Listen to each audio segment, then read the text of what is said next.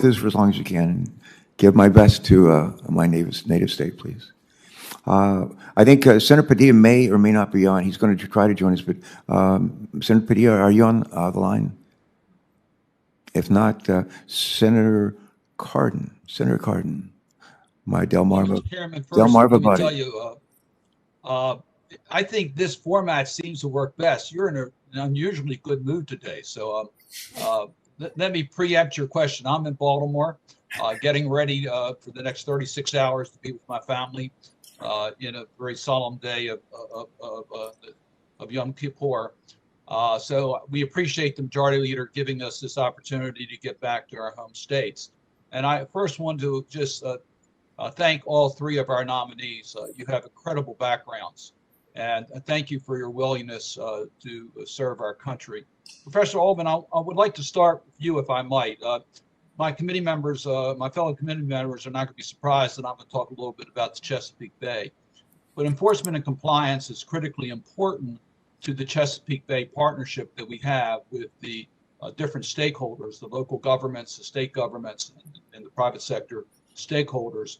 And we depend upon the federal government to be our referee and to enforce the rules that we all say that we are going to live by.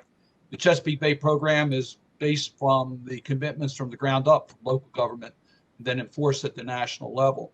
So I would like to at least get your commitment to work with all the stakeholders in regards to compliance and enforcement, recognizing how critically important it is, but the uniqueness of the Chesapeake Bay Program in that it is a program that is strongly supported by all the stakeholders and requires the type of open communication with the federal enforcement authorities to make sure that the spirit of the Chesapeake Bay Program is very much forwarded by the federal partner.